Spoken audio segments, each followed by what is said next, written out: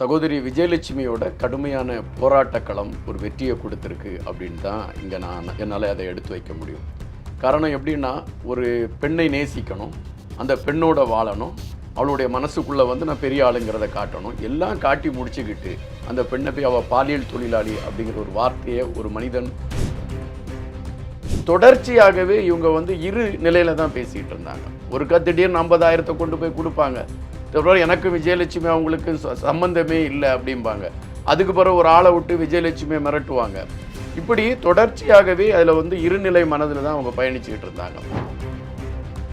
நான் பெரிய வீரன், நம்ம பார்த்தீங்கன்னா மேடையில் பேசச்சமே எல்லாம் கொய்யாங்கொம்மா அப்படி அண்ணா அப்படிங்கிறது தான் பேசுவாங்க. அதாவது உன்னுடைய தாயை நீ பேசலாம், பொம்மாவை எப்படி வேணாலும் நீ பேசலாம். இந்த கட்சிக்கான அடையாளம் எப்படி இருக்குது அப்படிங்கிறதுல பெருங்கேள்விகள் இருக்குது.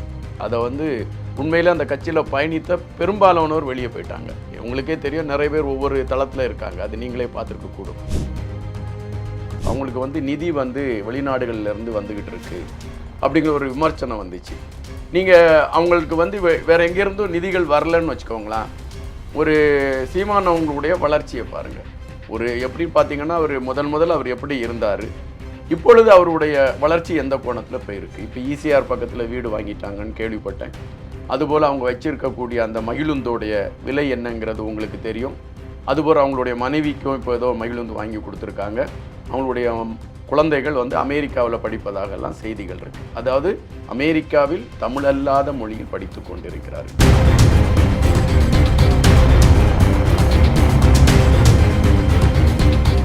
நேர்களுக்கு வணக்கம். இன்று நம்முடன் நேர்காணலுக்காக தாவேகா ஆதரவாளர் இன்பா அவர்கள் இணைந்திருக்காங்க. வணக்கம் சார். வணக்கம். எப்படி இருக்கீங்க? நல்லா இருக்கேன். நீங்கள் எப்படி இருக்கீங்க? நல்லா இருக்கேன்.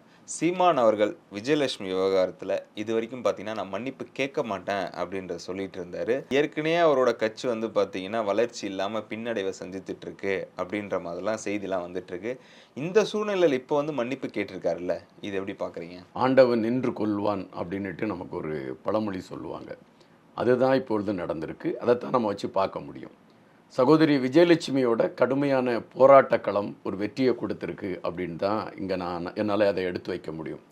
காரணம் எப்படின்னா, ஒரு பெண்ணை நேசிக்கணும், அந்த பெண்ணோட வாழணும், அவளுடைய மனசுக்குள்ளே நான் பெரிய ஆளுங்கிறத காட்டணும், எல்லாம் காட்டி முடிச்சுக்கிட்டு அந்த பெண்ணை போய் அவள் பாலியல் தொழிலாளி அப்படிங்கிற ஒரு வார்த்தையை ஒரு மனிதன் முன்னெடுத்து வைக்கிறானாலே அந்த மனிதனை மனிதனாக நம்ம எப்போவுமே இடப்பட முடியாது. நான் அதை தான் முதல்லே சொல்லுவேன். சில நேரங்களில் ஒரு பெண் பாவம் ரொம்ப பொல்லாது அப்படின்னு.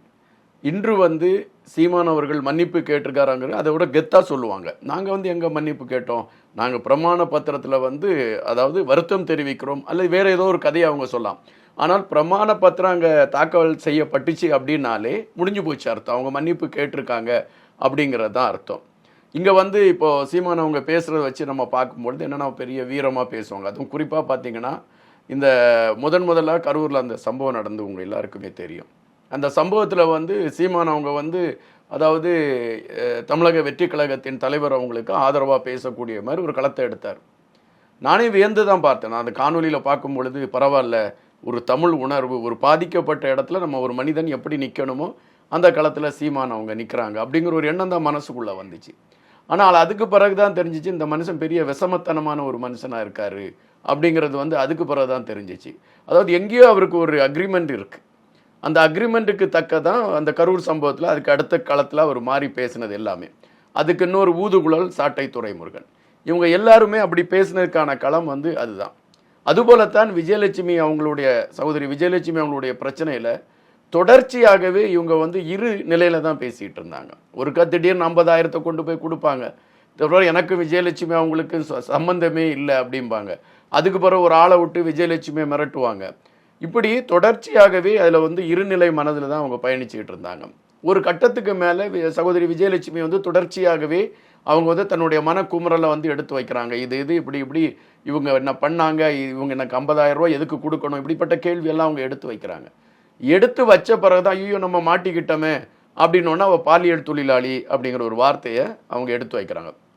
அந்த பாலியல் தொழிலாளி எடுத்து வச்சும் பொழுதே இங்கே இருக்கக்கூடிய சட்டம் அல்லது இங்கே இருக்கக்கூடிய மகளிர் அமைப்புகள் எல்லாம் இதற்கு ஒரு கடுமையான எதிர்ப்பை பதிவு செய்திருந்தாங்கன்னா அப்பொழுதே அவர் திருத்தப்பட்டிருப்பார். அல்லது அது சொன்ன வார்த்தை தவறுங்கிறது அப்பவுமே மன்னிப்பு கேட்டிருப்பார். இவ்வளவு காலதாமமாகி அது நீதிமன்றத்துக்கு போய் மன்னிப்பு கேட்கக்கூடிய ஒரு களம் அமைஞ்சிருக்காது.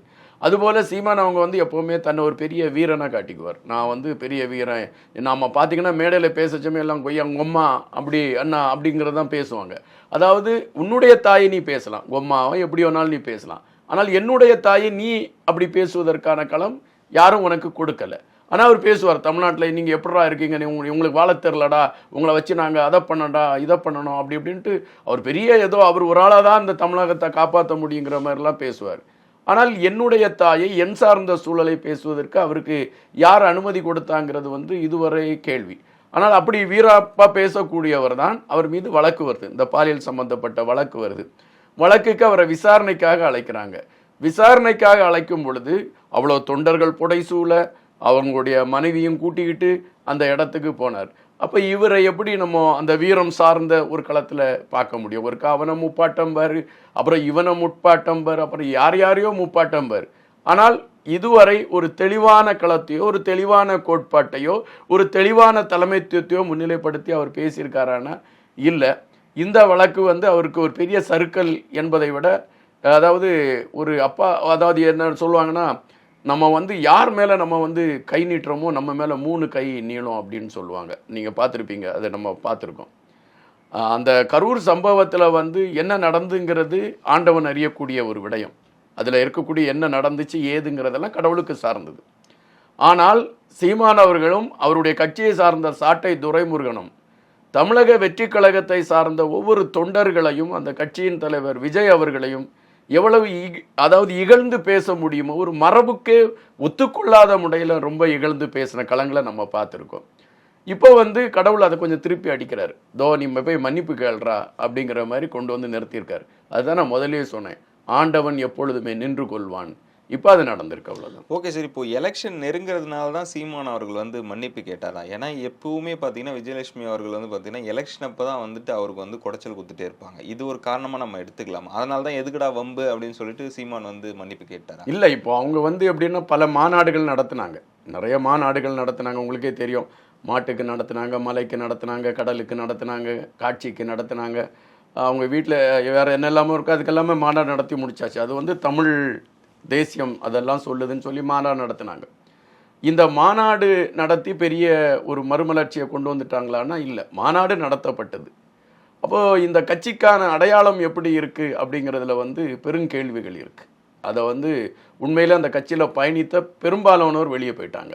உங்களுக்கே தெரியும், நிறைய பேர் ஒவ்வொரு தளத்தில் இருக்காங்க, அது நீங்களே பார்த்துருக்க கூடும். இந்த சூழலில் வந்து நம்ம கட்சிக்கான ஒரு அடித்தளம் எப்படி, அதாவது இந்த தேர்தலில் நம்ம தனித்து நிற்கிறோம், நமக்கான வாக்கு வங்கியை எப்படி பெருக்குவது, இதற்கான களங்கள்லாம் பெருசாக அவங்களுக்கு இப்போ தேடணும். அந்த சூழலில் தான் இருக்காங்க. அப்போ இந்த சகோதரி விஜயலட்சுமி அவங்களுடைய பிரச்சனையும் ஒரு பெரிய பிரச்சனையாக வருதுன்னு வச்சுக்கோங்களேன். அது வந்து மக்கள் மத்தியில் வந்து இந்த மனுஷனை தெரியாதாப்பா, அந்த பொண்ணு பாவம் ஒவ்வொரு தடவையாக இவர் மேலே ஏதாவது சொல்லிகிட்டே தான் இருக்குது, அதுக்கு ஒரு தீர்ப்பை சொல்லிட்டு போகலாமே நாட்டாமல் அப்படிங்கிற மாதிரி மக்கள் மனசில் எழும்பிடும். இதுதான் இப்போ அது அந்த ஒரு பிரச்சனை வேண்டாமே, சரி ஒரு மன்னிப்பு கேட்டுருவோம். இன்னொன்று கோர்ட்டும் வந்து நீதிமன்றம் வந்து மிக தெளிவாக இந்த விஷயத்தில் ரொம்ப அழுத்தம் கொடுத்தாங்க. நீங்கள் 2 பேரும் அதாவது முதிர்ச்சி அடைஞ்சவங்க, மன்னிப்பு கேட்குறதுல உங்களுக்கு என்ன குறை அப்படிங்கிறது கோர்ட்டு கேட்டுது, கடந்த தடவை அது கேட்டிருக்கு.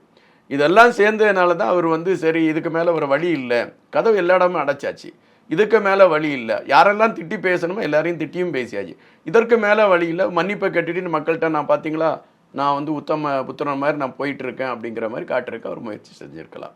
சீமான் அவர்கள் மீது தொடர் விமர்சனங்கள்லாம் வந்துட்டே இருக்குல்ல சார். எலெக்ஷன் நெருங்கும் போது பார்த்தீங்கன்னா சில கட்சிக்கிட்ட இருந்து நான் காசு வாங்க, நாம் தமிழர் கட்சி வந்து காசு வாங்குறதா செய்திலாம் வந்துட்டு இருக்குல்ல, அது எந்த அளவுக்கு உண்மை? ஒருவேளை வாங்குறாரா பணம்? இல்லை, உண்மை எந்த அளவுக்குன்னா ஒரு ஆளுடைய பேச்சை வச்சே நம்ம கண்டுபிடிச்சிடலாம். இப்போ நான் வந்து ஒரு கருத்தை பேசுகிறேன்னு வச்சுக்கோங்களேன், அந்த கருத்து நான் எப்படி பேசுவேன்னா அந்த கருத்து பிடிச்சிருந்தா பேசுவேன். இப்போ வந்து குறிப்பாக பார்த்திங்கன்னா இலங்கை தமிழர்களை மையப்படுத்தி தான் சீமான் அவங்களுடைய முதல் ஆரம்பம், தமிழக அரசியல் களத்தில் அவங்களுடைய ஆரம்பம் அதுதான். அதுக்கு முன்னால் பெரியார் சித்தாந்த பெரியார் மேடைகளில் தான் அவர் பேசிகிட்டு இருந்தார். பேசிட்டு தான் இலங்கை தமிழர்களை மையப்படுத்திய களத்துக்குள்ளே அவர் வரார். வந்த பொழுது வந்து ரொம்ப கொதித்து பேசினார். அங்கே ஈழத்தில் அப்படி நடக்குது, அது நடக்குது, இது நடக்குது, நிறைய பேசினார். பேசும்போது இளைஞர்கள் மனசில் வந்து ஒரு பெரிய கொந்தளிப்பு இருந்துச்சு. ஏன்னா 1.5 லட்சம் தமிழர்களை நம்மளால் காப்பாற்ற முடியலையே, இப்படியெல்லாம் எல்லாரும் தமிழர் நம்ம சொல்லிகிட்டு இருக்கோமே, நம்மளால் காப்பாற்ற முடியலேன்னு ஒரு பெரிய கோபம் எல்லாருடைய மனசுலையுமே இருந்துச்சு. அந்த கோபத்தின் வெளிப்பாடு வந்து எல்லாரும் யாராவது ஒரு ஆள் வரமாட்டாங்களான்னு வச்சுமே சீமான் அவங்க வந்து பேசுகிறாங்க. பேசும் பொழுதே கடுமையான விமர்சனங்களும் வந்துச்சு. அவங்களுக்கு வந்து நிதி வந்து வெளிநாடுகள்லேருந்து வந்துக்கிட்டு இருக்கு அப்படிங்கிற ஒரு விமர்சனம் வந்துச்சு. நீங்கள் அவங்களுக்கு வந்து வேற எங்கேருந்தும் நிதிகள் வரலன்னு வச்சுக்கோங்களேன். ஒரு சீமான் அவங்களுடைய வளர்ச்சியை பாருங்கள். ஒரு எப்படி பார்த்தீங்கன்னா அவர் முதல்ல அவர் எப்படி இருந்தார், இப்பொழுது அவருடைய வளர்ச்சி எந்த கோணத்தில் போயிருக்கு. இப்போ ஈசிஆர் பக்கத்தில் வீடு வாங்கிட்டாங்கன்னு கேள்விப்பட்டேன். அதுபோல் அவங்க வச்சிருக்கக்கூடிய அந்த மகிழுந்தோடைய விலை என்னங்கிறது உங்களுக்கு தெரியும். அதுபோல் அவங்களுடைய மனைவிக்கும் இப்போ ஏதோ மகிழுந்து வாங்கி கொடுத்துருக்காங்க. அவங்களுடைய குழந்தைகள் வந்து அமெரிக்காவில் படிப்பதாக எல்லாம் செய்திகள் இருக்குது. அதாவது அமெரிக்காவில் தமிழல்லாத மொழியில் படித்து கொண்டிருக்கிறார்கள். இதை நீங்கள் பார்த்துக்கணும். ஸோ இது நம்ம தொடர்ச்சியாகவே அப்போ இந்த வளர்ச்சியை வச்சு பார்க்கும் பொழுது தற்பொழுது ஒன்றுமே இல்லாத பிரச்சனைக்கு அவங்க தமிழக வெற்றி கழகத்தை கடுமையாக விமர்சிக்க ஆரம்பித்தாங்க. அதுக்கு நான் முன்னால் சில காணொலிகளில் குறிப்பிட்டிருப்பேன். எப்போன்னா முதலமைச்சர் மு.க. ஸ்டாலின் அவர்களை சந்தித்த பின்பு தான் இந்த மாற்றம் வந்து வேகம் அடைந்தது. அப்பொழுதே பல ஊடகங்கள் வந்து இந்த செய்தியை முன்னிலைப்படுத்தி பேசினாங்க. எப்படி பேசினாங்கன்னா, ஏதோ ஒரு பெரிய டீல் முடிஞ்சிருச்சுப்பா, அதுக்கு பிறகு தான் அவங்க வந்து இதை பற்றி பேசிக்கிட்டு இருக்காங்க. அந்த சாட்டைங்கிற அந்த அவர் நடத்துகிற வலைவலியில் பார்த்தீங்கன்னா அவர் பொழுதுபோக்கு நேரமே இப்போ என்னென்னா தமிழக வெற்றி கழகத்தையும் தமிழக வெற்றி கழக தொண்டர்களையும் பேசுவது தான் அவருடைய பொழுதுபோக்காகவே இருக்குது. அவங்க எல்லாம் என்ன நினச்சிக்கிட்டு இருக்காங்கன்னா, இவங்க எல்லாருமே இவங்களுக்கு என்ன தமிழ் சார்ந்த உணர்வுகள் இருக்கோ அதே உணர்வு தான் இந்த தமிழகத்தில் பிறந்த ஒவ்வொரு ஆளுக்கும் இருக்கும். இவங்களுக்கு என்ன வீரம் சார்ந்த களங்களும் இருக்கோ அதே வீரம் சார்ந்த களங்கள் தான் எல்லாருக்கும் இருக்கும். இதை அவங்க புரிஞ்சுக்கணும். ஆனால் இப்போ நீங்கள் கேட்ட கேள்வியின் அடிப்படையை வைத்து பார்க்கின்ற போது இந்த வளர்ச்சியை வச்சு பார்த்தாலே உங்களுக்கு தெரியும் அவங்களுக்கு என்ன கமிட்மெண்ட் கொடுக்கப்பட்டிருக்கு, அவங்க இப்போ எதனை மையப்படுத்தி பயணிச்சுட்டு இருக்காங்க. இந்த கதைகள் எல்லாமே பல ஊடகங்கள் எடுத்து வச்சுக்கிட்டு இருக்கு. அதைத்தான் நம்ம வழிமொழிய முடியும். அந்த ஊடகத்தின் அடிப்படையை வைத்து பார்க்கின்ற பொழுது இப்போ சில ஊடகங்கள் எழுதுனாங்க 100 கோடி ரூபா பேசியிருக்காங்க, சில ஊடகம் 500 கோடி ரூபா பேசிட்டாங்க அப்படியெல்லாம் சொல்கிறாங்க. அப்போது இதுக்கு அவங்க சைட்லேருந்து எந்த மறுப்பும் வரல. அப்போ மறுப்பு வராத பட்சத்தில் அது உண்மையாக இருக்கும்னு நம்மளும் நினைச்சுக்கிட வேண்டியது தான். தொடர்ந்து பேசுவோம் சார். உங்கள் நேரத்துக்கு மிக்க நன்றி. வணக்கம்.